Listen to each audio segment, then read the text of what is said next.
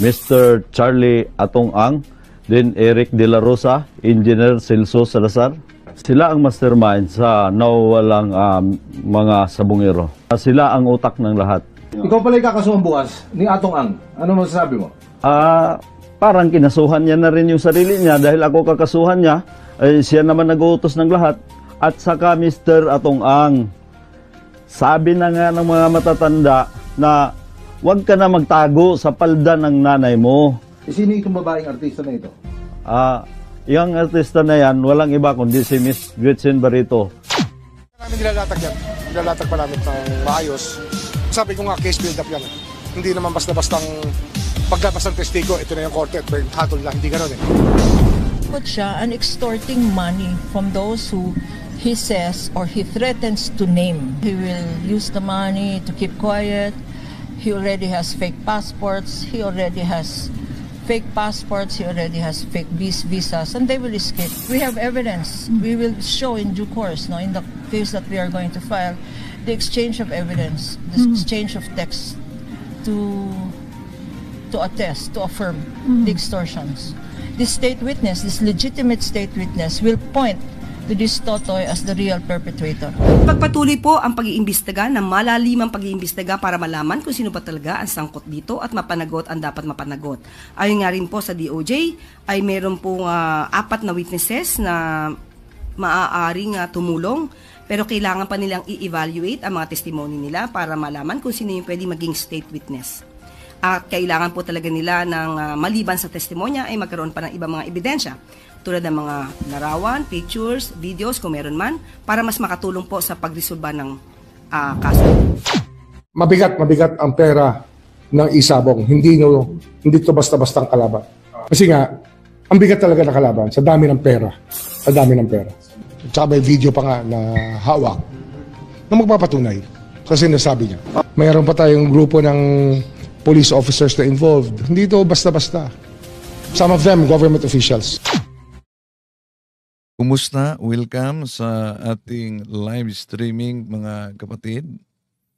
Ito yung lingkod, Brindel Talibong muling magkasama ninyo sa ating pag-live para pagtutok natin sa mga pangyayari, lalo na itong mainit na isyu, kaugnay sa mga nanawalang sabungero.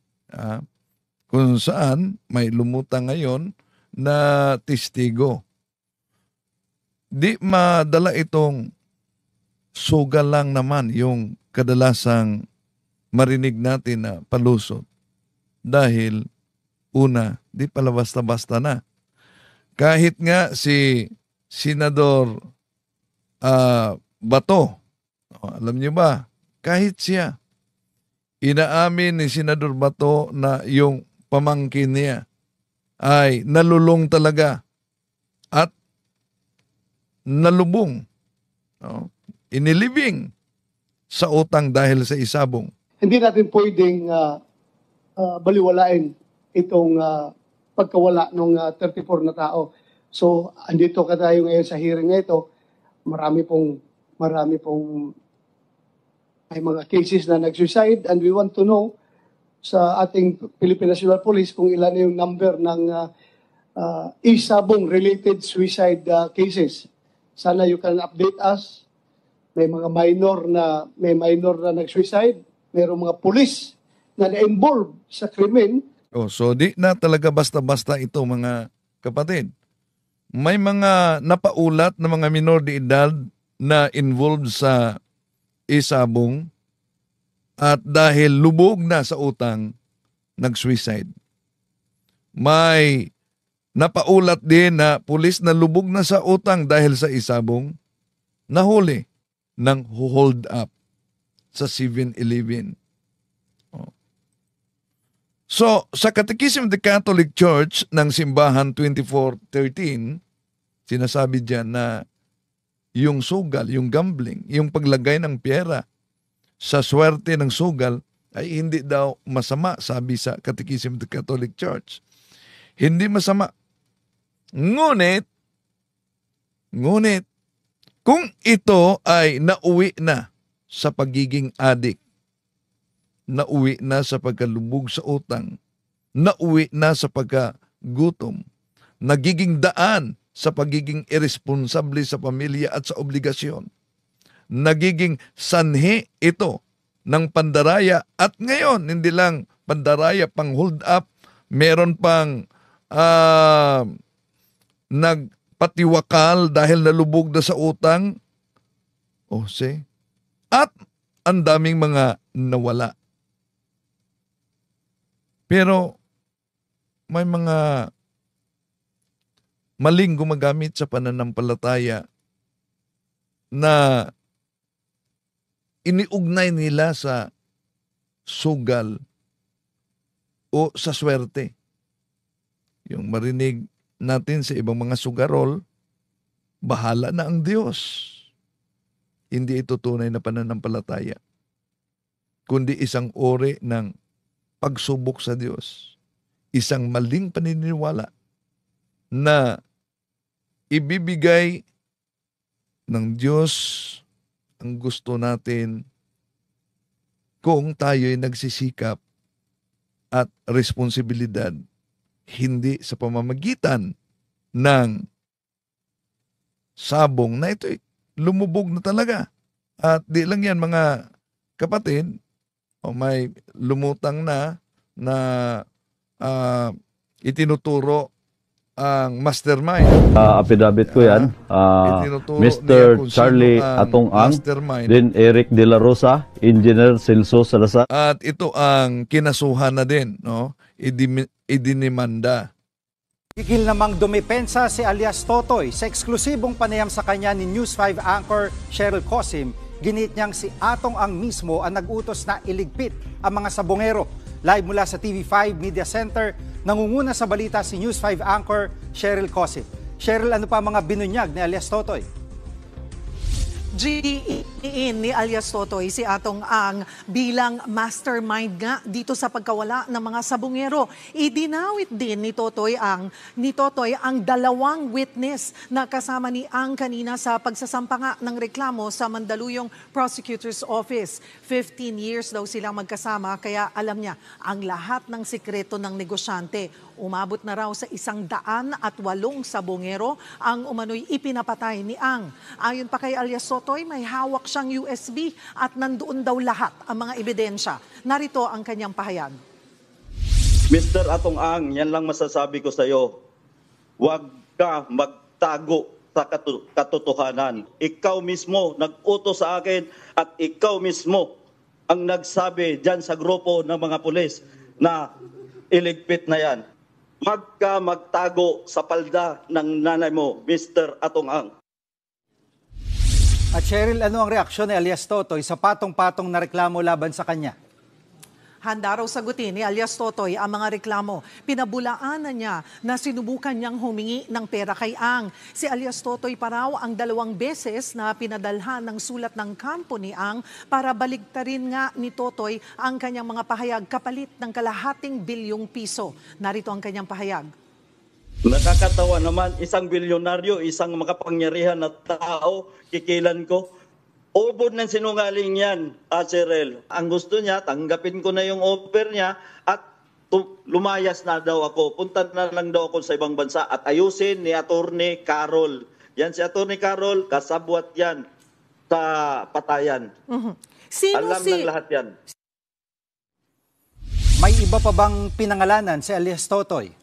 Jiggy, ibubulgar pa raw ang mga sangkot na pulis para makarating na nga ito kay PNP Chief Nicolas Torre III. Kinaladkad din ni alias Totoy ang pangalan ng aktres na si Gretchen Barreto. Imposible raw na walang alam itong si Barreto, lalo't miyembro raw siya ng tinatawag nilang Alpha Group. Pakinggan natin ang kanyang pahayag. Dahil ba close sila ni Ginoong Atong Ang or may nakita mo ba or alam mo ba na talagang may direct involvement siya dito sa missing sabongeros? Yes, Cheryl, kasi sila nag-usap-usap din yung mga yan. Bago mangyari yung mga krimen na yan, nag-usap-usap yung mga yan. Mayroong ibang ayaw pumayag, pero majority yung pumayag. Ang sabi nga ni Mr. Atong Ang, kung hindi natin gagawin ito, pabagsak yung negosyo natin. At aminado, no? Yung yung DOJ kaugnay sa di basta-basta umano na mastermind dahil may impluwensya at daming pera. Mr. Charlie Atong Ang, then Eric De La Rosa, Engineer Celso Salazar. Sila ang mastermind sa nawawalang mga sabungero. Sila ang utak ng lahat. Ikaw pala ikakasuhan bukas ni Atong Ang. Ano masasabi mo? Parang kinasuhan niya na rin yung sarili niya dahil ako kakasuhan niya. Siya naman nag-uutos ng lahat.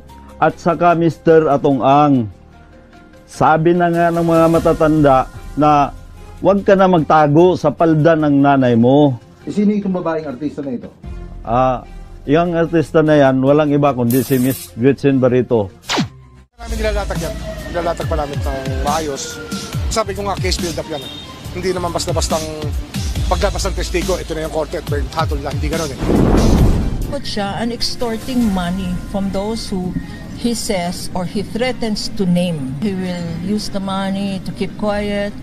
He already has fake passports. He already has fake visas, and they will escape. We have evidence. We will show in due course, no, in the case that we are going to file, the exchange of evidence, the exchange of text to attest, to affirm the extortions.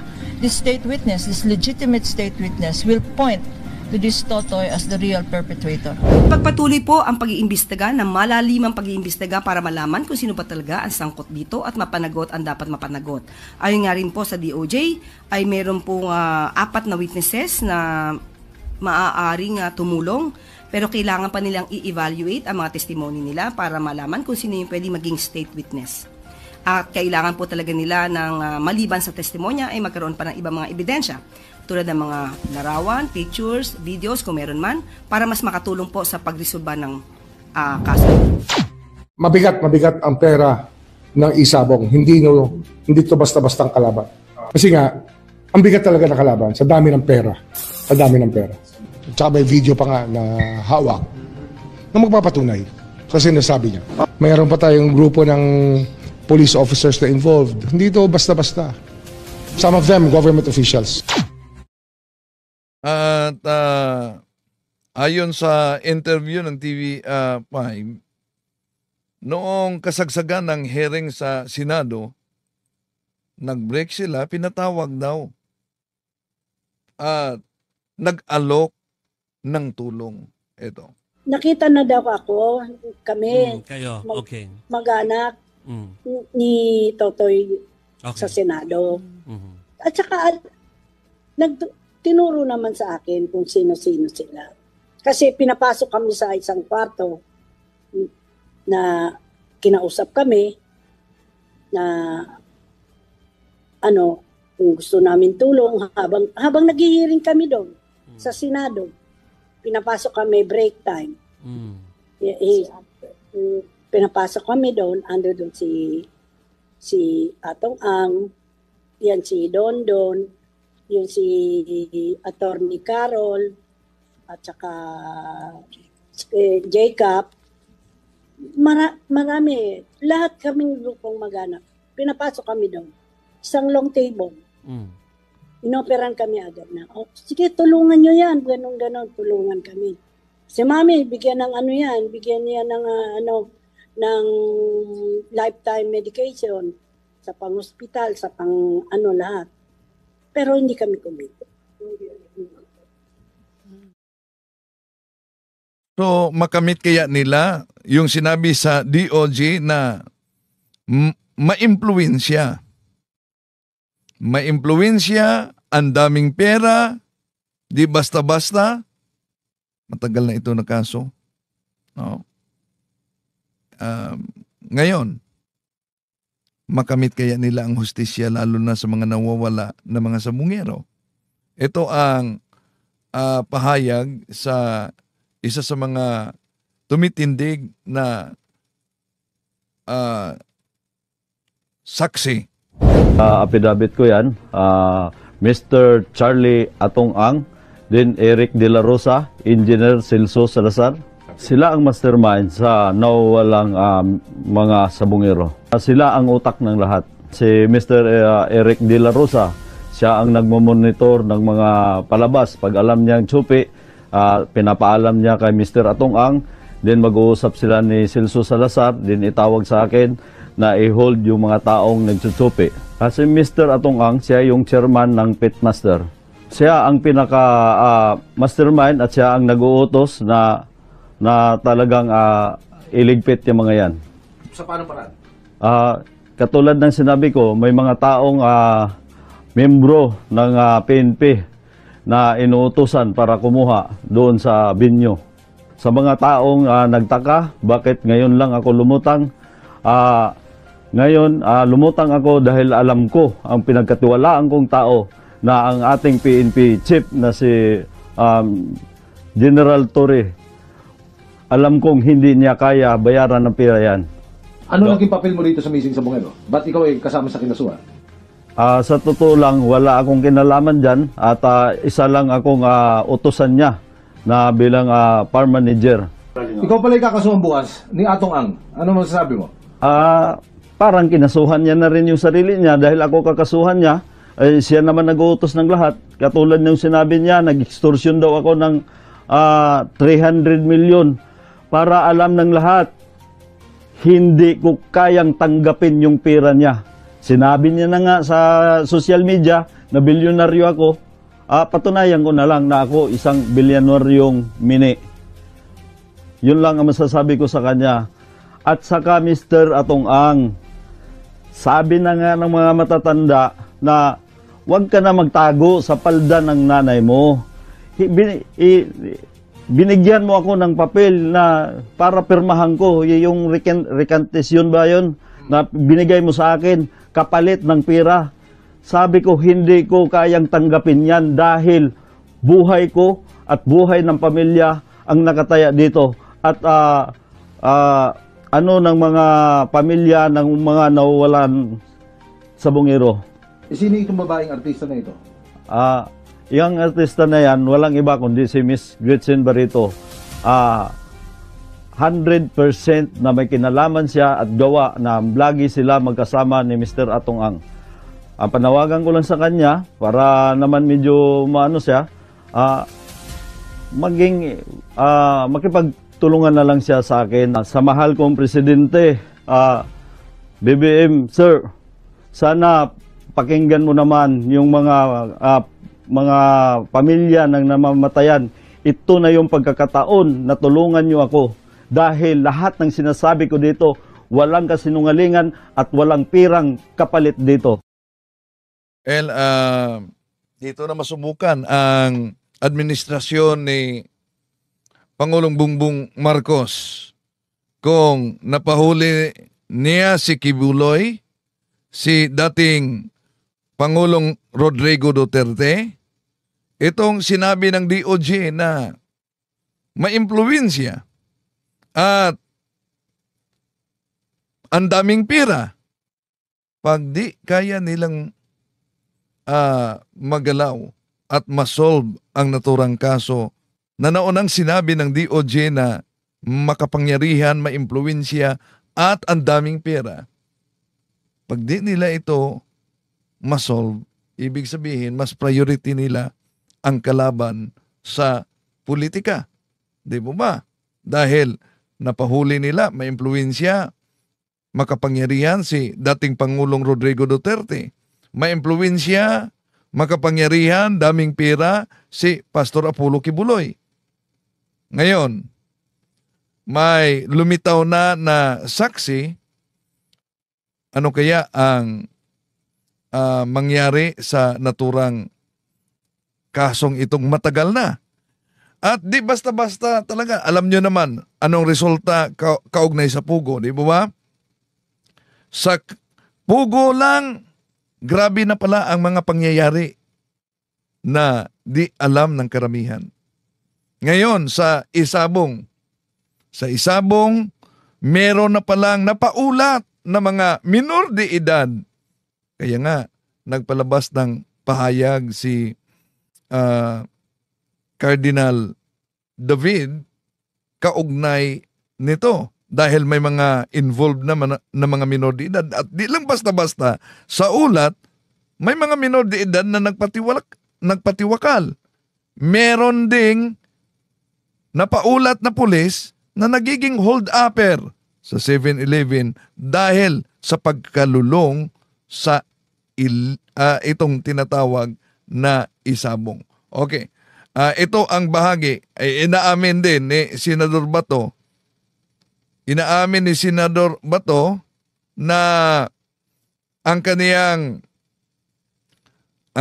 pamangkin daw na lubog sa utang dahil nitong isabong. Pero malala natin, nilaglag siya ni Barreto, di po ba? Media, lagi nakafocus na kami lagi, hindi lang kami kumikibot. Pinapanood ko lang kung ano nangyayari. Kaya nakafocus sa inyong investigasyon.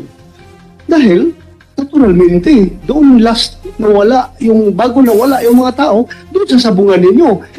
I just would like to tell you na kaya nakasintro, baka sabihin mo na kayo lang ang pinagtutukan. Kayo talaga. Binanatan noon ni Gretchen Barreto si Senador Ronald De La Rosa Bato ang nanguna sa pag-imbestiga sa Senado kaugnay sa mga nawawalang sabungero dahil sa sinabi nitong may alam siya kung sino ang nasa likod at utak sa mga nawawalang sabungero. Nilaglag na ng aktres na si Gretchen Barreto si Senator Bato de la Rosa na tumatalpak din daw sa gitna ng Senate hearing tungkol sa mga nawawalang sabungero. Sabihin mo na ang mahal ng relo ni Bato, saan kaya nanggaling yan? My God! A senator has that watch. Oh my gosh! How did Bato ever become a senator? Tignan mo yung line of questioning niya. Kailangan talaga lawyer ang mga nakaupo. People, vote wisely. Don't vote Bato. My gosh! Dapat sa'yo, game show. Tumatalpak kasi kung si Bato na to Bato, ilabas natin yung mga talpak mo kaya. Alam ko may balance to sa'yo, Kate, no? Kate Villalon. The truth will come out, Bato. Dininay ni Senator Bato na nagpasikat siya sa hearing. Tinanggi rin niyang parokyano siya ng kahit anong sugal. Pero aminado ang senator na mamahalin ang kanyang relo dahil may K naman daw siyang magsuot nito. Nagsalita na ang Simbahang Katoliko sa pahayag ni CBCP President Pablo Cardinal David na nangamba ang Simbahang Katoliko sa iba't ibang uri ng sugal sa ating bansa. Post, Cardinal Pablo Virgilio David criticized government's handling of online gambling, calling it a theater of the absurd. He said officials are committing moral negligence in allowing widespread access to betting platforms. Cardinal David said the government is complicit in exposing children and families to the dangers of gambling addiction by legalizing online platforms that are accessible 24/7, even to minors. Ito ang bahagi sa Senate hearing noon na inamin ni Senador Bato na kahit pamangkin niya nalulong sa utang kaugnay sa isabong. Hindi natin pwedeng baliwalain itong pagkawala ng 34 na tao. So, andito ka tayo ngayon sa hearing na ito. Marami pong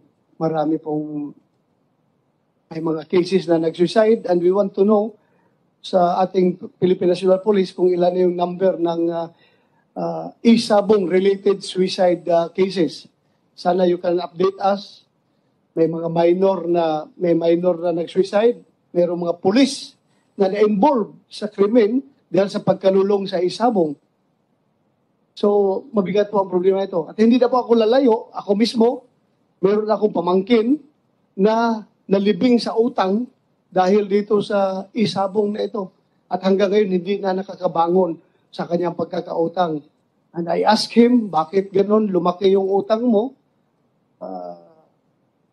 Sabi niya, Kaya po lumaki yan dito dahil I was hoping na makaka-recover ako.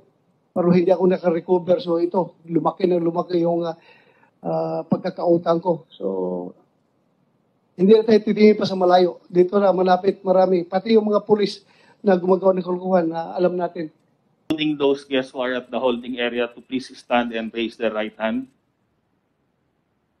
No, the guests who were not sworn in last hearing, sir.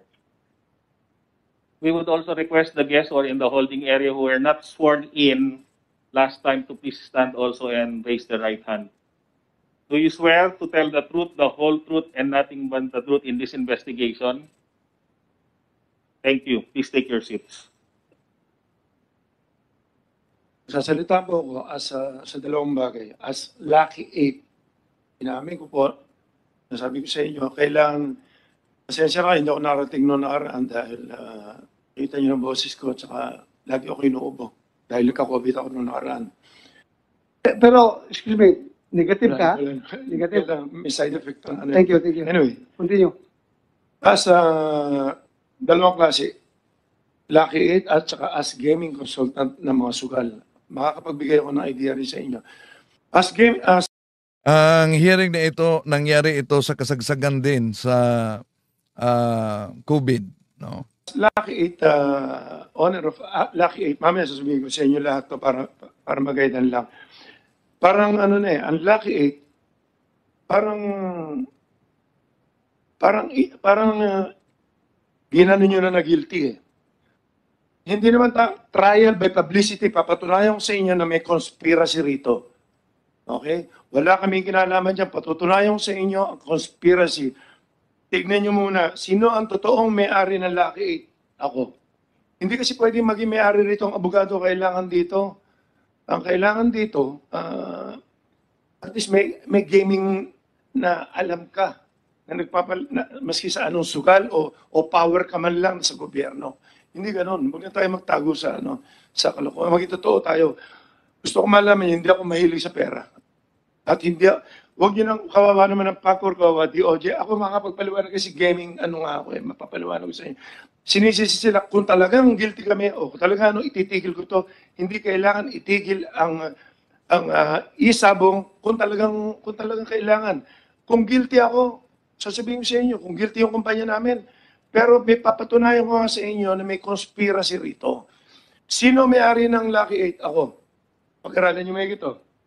Sino may-ari ng isang kumpanya dyan? The biggest, the longest gaming or gambling lord in the Philippines. Alam niyo na kung sino yan. 30 years na may higit yan. In fact, sinasabi pa niya na hawak niya mga presidente lagi. Sabihin mo kung sino. Huwag kang... Pineda, alam ko, bahala na kayo dyan, kung sino man yan. Sige. At pang-level pa ako. Sige. Okay. Ang isang may-ari, congressman naman, kaibigan ko. Ang isang may-ari, ex-congressman. Ang isang may-ari, mga mayors naman, lahat to, nagsasabong lahat to. At for the record, kung may sinasabi ka, mamaya sabihin naman nila ng congressman na nagamit mo itong committee para siraan sila. Gamitin mo, pakisabi na rin yung pangalan. Magkakaibigan kami, magkakilala kami lahat. So, may pangalan ka. Sabihin mo yung pangalan. Well, alam natin ang legality na mahirap patunayan kung sino na... Basta sasabihin ko lang po yung... kasi sa inyo na rin ang galing na meron tayong batas na sinusunod. Kapareho niyan. Nag-iimbestiga pa tayo, guilty na kagad ang Lucky 8. Bakit hindi natin tignan ng conspiracy? Trial by publicity. Sino nagsabi sa'yo na guilty ang Lucky 8? Hindi. Sinasabi niyo po kasi na suspindihin ang Lucky 8. Bakit Lucky 8 lang? Bakit? Mali po kayo. We are not singling out Lucky 8. Kanina, Lucky 8 lang. Please listen to me. We are not singling out Lucky 8. Yes, Your Honor.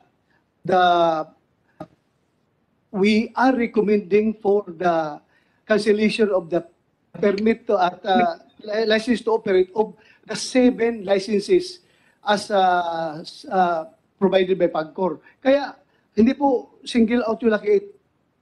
Anyway, wala po tayong problema. Kung talagang kami mo mismo titigil. Kapareho na sabi ko, hindi ko after dito. Ang gusto ko lang makatulong sa tao. Mahal ko ang Pilipinas. Mahal ko ang gobyerno natin. Ang kinikita po namin, tinutulong namin dito more or less sa operation namin, nasa 1 billion na. Ang kinikita namin, pinamigay ko na lahat yan. Sa dialysis program lang namin, 225 million na, 50 na po pinapadialysis, 50,000 ang pinapadialysis na. Grabe pala ang kita, ang pira sa sugal, ano? Billion at milyon. Pero, di ba sa ulat, meron ng mga minor de edad na napaulat nagpatiwakal. Merong pulis na huli dahil nang hold up, lubog sa utang. Really, mamaya ko na po babasahin to, tapusin ko lang po yung mga pinag-usapan. Mr. Chairman, sorry to interrupt. For a while, Senator, Mr. Atong Ang, Minority Leader. Meron pa po isang importante remark. For a while. May interjection lang si Minority Leader. Just one question, Mr. Chair, if you will permit. Since the resource person has mentioned that he is the owner, he admitted he's the owner of Block 8, he mentioned that there are other licensees. Would the good resource person be able to state on the record who are these licenses of Isabong? Yes, we can do that. Yes, we can do that. We can do that. Yes, if he can enumerate. Yeah, there is a request coming from Senator Drilon that yung sinabi mo mga pangalan, bigyan mo ng mukha, bigyan mo ng kung sino yung congressman, sino yung ex-congressman, sabihin mo na for the record of this committee. Kasi nagsabi ka naman, inamin mo naman na ikaw ang laki, then yung iba, pangalanan na natin. Okay, ganito. Okay. Please go ahead. Ang alam ko rito, 6 kami na magkakilala rito. Okay, number 1 ako. So, number 2, kay Bong Pineda. Number 3, kila Congressman Tevez. Number 4, hindi ko na alam yung mga kumpanya nila. Kay ex-Congressman Patrick Antonio. Number 5, kila Mayor Ella Nagaño. Number 6, kila General Cascolan. Plus 86. Masyadong mahirap, mabigat. Kung titingnan nyo ang conspiracy rito, makikita nyo itong laban na to. Yung honor, nasabi ko naman, hindi ako, well, total, delikado rin naman ang buhay ko dyan. Bahala na, kung ano mangyayari dyan.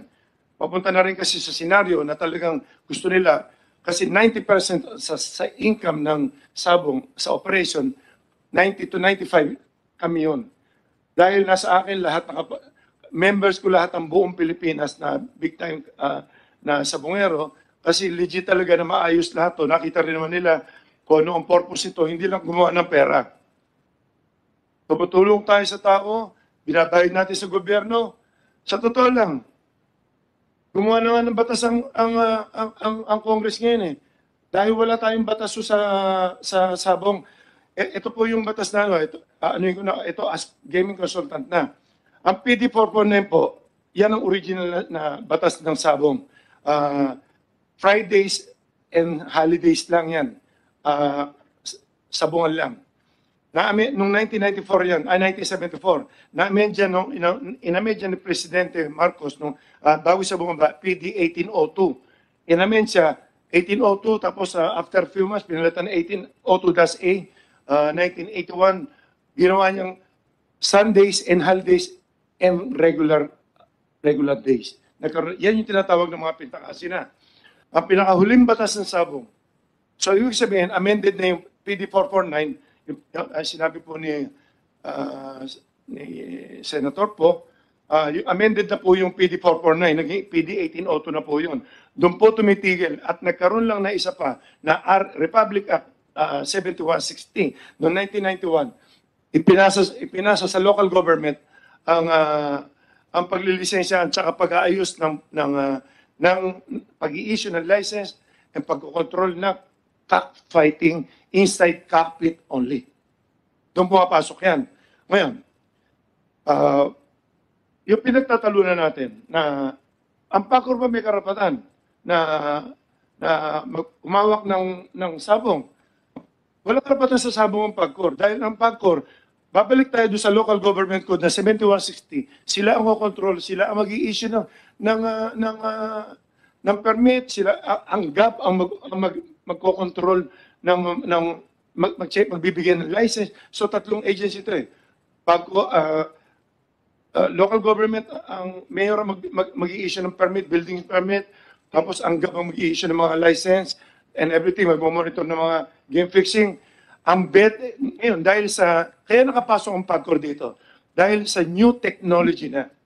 Nung nagsimula na itong mga pandemic na to, tatlo lang kasi ang pwedeng tumanggap na sugal. PAGCOR, PCSO, tsaka horse racing. So, kung ano yung sugal na papasok dyan, may sasalong isa. Pag walang sumalo niyan, ibig sabihin, illegal gambling yan. Ngayon, since pumasok tayo sa online gaming, gumamit tayo ng computer, online na yan. So, kinuha ng PAGCOR na walang ibang kukuha dahil online ka, tsaka pa lang nila kinuha. Wala pa kasi sa batas ng online eh. Ang online gaming, lumabas noong 2005 lang yata yan. Nagsimula lang yan yung mga pogo-pogo. So, ibig sabihin, hindi rin natakil yan, hindi na pag-aralan sa law yan eh. Wala naman kasi yan, new technology yan eh. So, ibig sabihin, kung ano man ang batas na ginagawa ngayon, kapareho nito nung, bakit kami nakapag-start maski na may pandemic? Bakit nakapag-video ka? Ang pinagbabawal ng IATF si cockpit. Cockpit lang po yun. Ngayon, noong nag-apply kami, pinag-aralan ko yung legality. Nagpagawa kami ng ordinansa. Tingnan nyo to. Ordinansa, noong time niya, wala pang PAGCOR, 2001. Nagsimula kami nung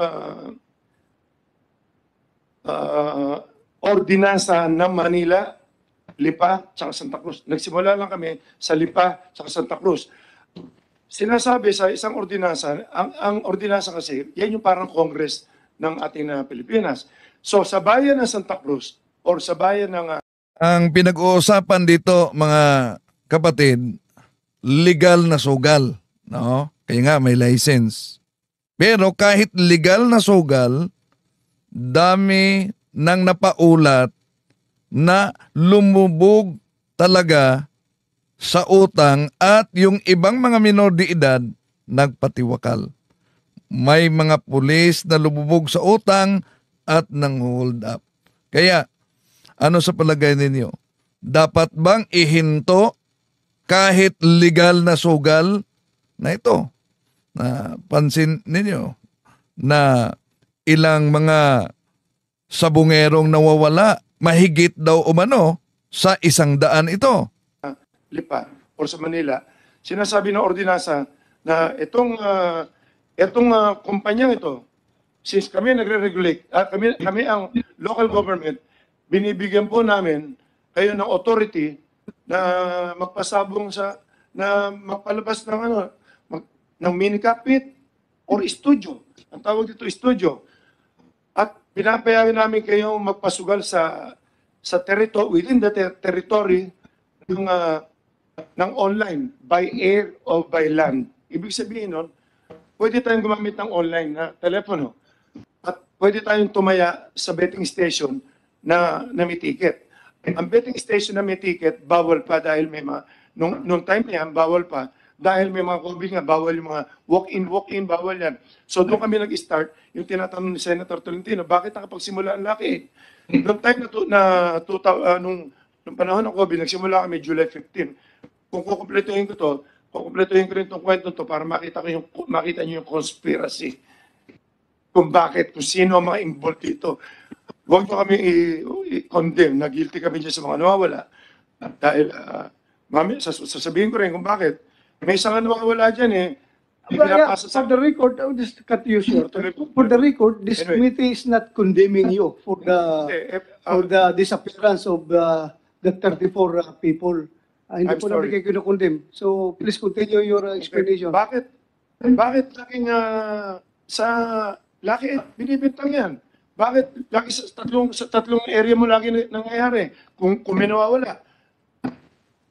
Kami lang po ang pinakamalaking operasyon. Sa amin lang po talaga lumalaban ang mga nagsasabong sa buong Pilipinas. Pero yung iba lumalaban sa amin, yung iba lumalaban din si Kilabong Pineda, yung iba lumalaban din kila Tevez. So lahat lumalaban din, umiikot din yan. Mga malalaking politiko ang nireveal dito na involved sa sugal na ito, isabong, no? At iba pa yung illegal na gambling, mga kapatid. Daming mga illegal na gambling. Merong tinatawag, iwan ko kung nasa inyo ba yan, masyaw. May tinatawag na karera machine, no? Iba't ibang mga sugal, grabe talaga. So I just want to make it clear.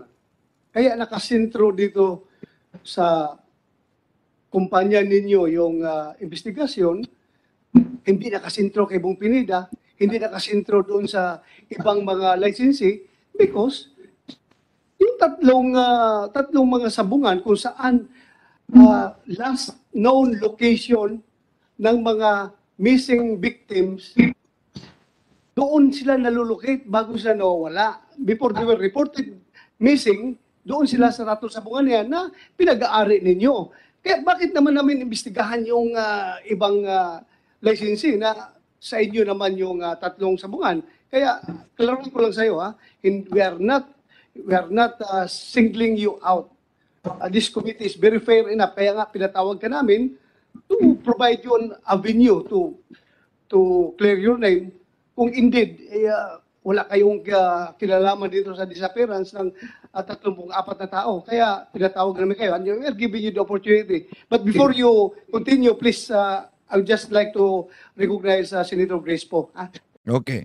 So, yun ang bahagi sa isinagawang Senate hearing noon, mga kapatid. Matagal na yan, no? Matagal na talaga yan. Pero, ang tanong, malulutas ba nila itong problema sa pagkawala sa mahigit na pala? Ang napaulat, 31 ba yun? Pero, ayon sa lumabas na saksi, mahigit 100 sabungero na ang nawawala. At sabi niya, diyan umano inilibing sa Taal. So, ano sa palagay ninyo, mga kapatid, bilang Kristiyano? Dapat ba na tuldukan na ang kahit legal na sugal tulad nito? Pero alam naman natin, dami pang mga illegal na sugal, lalo na sa mga video karera machines. Ay iwan ko kung sa inyong lugar nakarating ba yan. Pero yung mga illegal na sugal, kahit na yung legal na sugal, diyan makita natin na may tinatawag talagang systematikong corruption. Bakit? Legal o illegal sa likod ng bawat sugal, mga kapatid. Yan, nahayag na may mga opisyal, na may mga politikong nakatanggap umano ng suhol. Anong dahilan? Walang iba. Para magbulag-bulagan at magkunwaring wala silang alam. Kaya, itong mga sugal, mga kapatid, ito ay pinalakas ang kultura ng katiwalian sa ating bansa. Hindi lang yan. Ang daming mga superstitious beliefs pa sa mga sugarol. Meron pa sila mga agimat para sa kanilang mga manok para manalo. At kung makita ninyo, no? Parang relihiyon din. Daming mga parokyano magsagawa ng sabong sa linggo, lalo na pag itong tinatawag na Holy Week, dami din na magsagawa ng sabong. Punong-puno at daming mga sasakyan. So, ang issue dito, daming nawala. Ang tanong, malulutas kaya ito? Abangan ang susunod na kabanata. Maraming salamat po. Hanggang sa muli. To make his message known is our responsibility. So here we are